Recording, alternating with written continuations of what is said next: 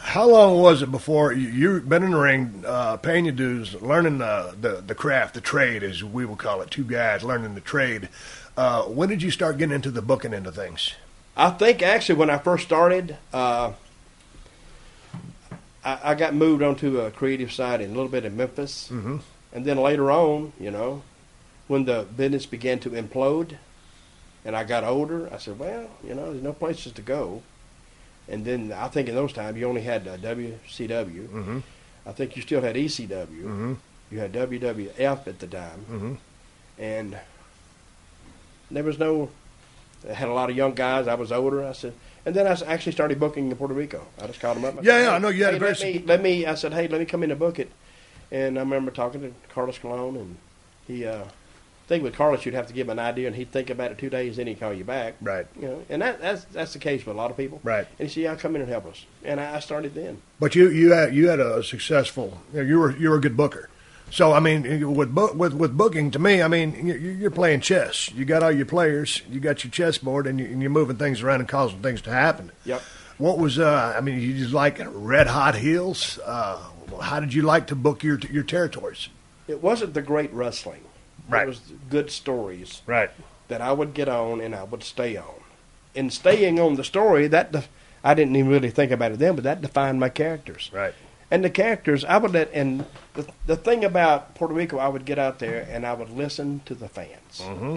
And they would tell me what to do. Not because I'm a great booker. Right. I'm just a good listener. Right. And now, if they responded to him, I said, well, he's got some fire. First thing I looked at when the two guys wrestled, if I was going to do anything with them, is chemistry. Right. If they had chemistry, you'd feel it. Because the people feel it, I'd feel it. I said, okay. Right. If a guy get out there, he had great moves, but the people sit on the thumbs, Yeah. Because then you're forcing it. If you force it, let the people tell you. Right. I mean, they don't jump up and holler and scream for nothing. It takes energy. Let them tell you. I remember I had Eddie Gilbert down there, great guy, and I brought him in. And it's Saturday afternoon, we're getting ready to go to the matches, and so right outside San Juan, and we were selling out. We do about 2,000 people every Saturday night. And he looked at me, and Eddie was always the one who wanted to be organized and have everything. Really? He would really think about it, and he'd write stuff down. I'd look at him and say, what are you doing? I mean, I would never tell him that. Yeah. And Eddie looked at me. We was laying around the pool one Saturday afternoon. Of course, he was drinking. I was drinking. I was almost an alcoholic in Puerto Rico. Well, I was an alcoholic. And he said, what are we going to do tonight? I went, I don't know. What do you mean you don't know? I said, I hadn't really thought about it. To Eddie, not thinking about it all week long was like, I can't imagine that. He said, when are you going to start thinking about it? I said, I don't know. I guess about 7 o'clock when I walk in, to tell you the truth. Really? And I would walk in the building, but not a clue. I just make it up. And I'd go in there and I'd get me 2 pina coladas from the concession stand or 2 beers. And I wouldn't even start thinking then. I'd drink. I'd enjoy the beers about 7:30 because remember I told you they start late anyway. They don't start at 9:30. They got 2 hours. Yeah.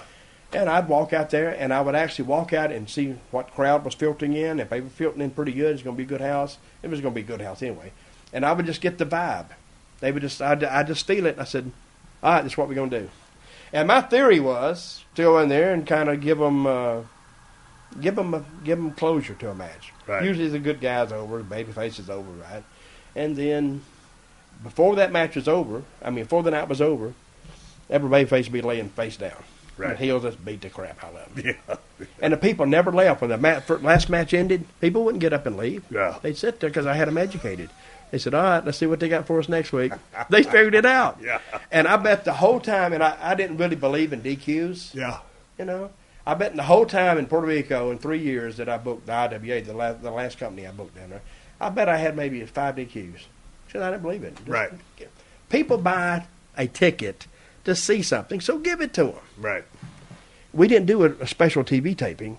Our Saturday night show, live show, was our TV for the next week. So I would actually show the matches from Saturday night back that I had asked the previous Saturday for them to pay for. Right. And when I do big shows, we do 14,000, 16,000 people, And I wouldn't bring in like 10 extra guys from the outside.